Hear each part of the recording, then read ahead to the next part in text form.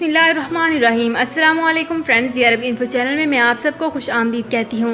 उम्मीद करती हूँ आप सब बिल्कुल ठीक होंगे। आज की वीडियो में हम बात करेंगे ओमान का गैर मुल्की सरमायाकारों के लिए 10 साला रहायशी वीज़े के बारे में।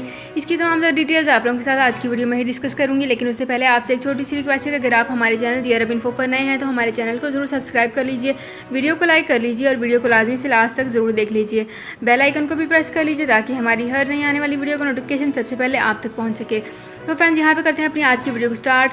सबसे पहले मैं आपको बताती चलूँ कि सल्तनत ओमान ने गैर मुल्की सरमायाकारों के लिए एक नए प्रोग्राम का ऐलान किया है, जिसके तहत इनको तवील अरसे तक रहाइश दी जाएगी। अरब न्यूज़ के मुताबिक ओमान की वजारत तजारत, इंडस्ट्री और इन्वेस्टमेंट प्रमोशन ने एक बयान में सरमायाकारों के लिए इसके नए प्रोग्राम की तफसीलात जारी की हैं। वजारत के एलामिया के मुताबिक सरमायाकारों के लिए इस रहायशी वीज़े के प्रोग्राम का अरसा 5 से 10 बरस रखा गया है, जिसकी तजदीद भी की जा सकती है, और ये तमाम गैर मुल्कियों के लिए है। ओमान के वजारत तजारत, इंडस्ट्री और इन्वेस्टमेंट प्रमोशन ने कहा है कि ये प्रोग्राम रवां साल शुरू किया जाएगा, जिसका मकसद मयारी सरमायाकारी के लिए तरगीब देना है।